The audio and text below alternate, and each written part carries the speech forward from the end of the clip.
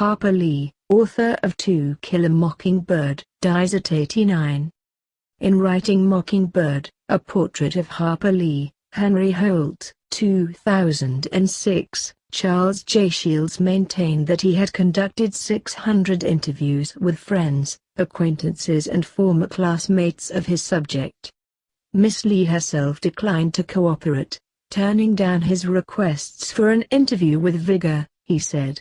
Although reporters imagined a Southern Miss Havisham, Miss Lee lived a quiet but relatively normal life in Monroeville, where friends and neighbors closed ranks around her to fend off unwelcome attention by tourists and reporters.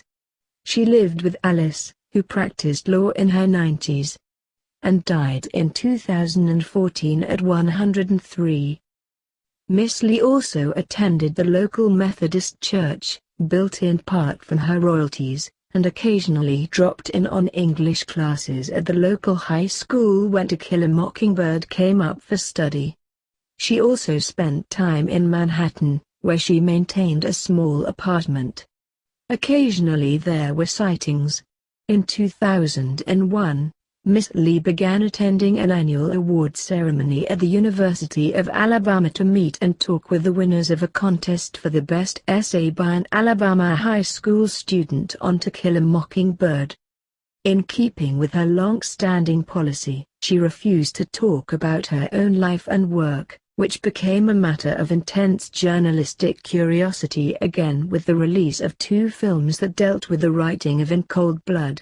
In one, Capote, 2005, Miss Lee was portrayed by Catherine Keener, and in the other, Infamous, 2006, by Sandra Bullock. She did, however, send a letter to the magazine Oprah in 2006 describing her childhood love of reading.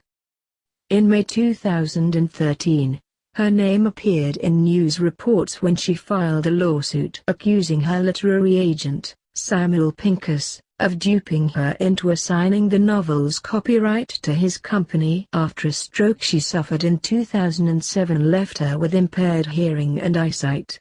When a friend suggested that she develop a form letter for refusing interviews, she appeared to give the matter some thought.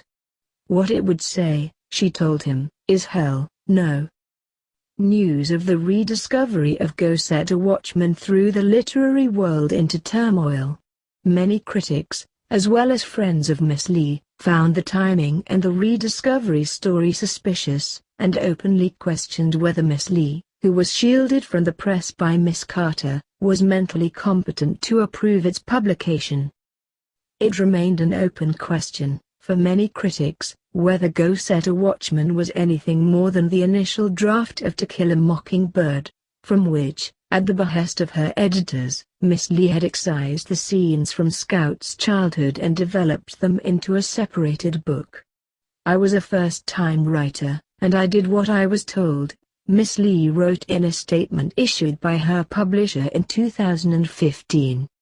Many readers, who had grown up idolizing Atticus, were crushed by his portrayal, 20 years on, as a staunch defender of segregation.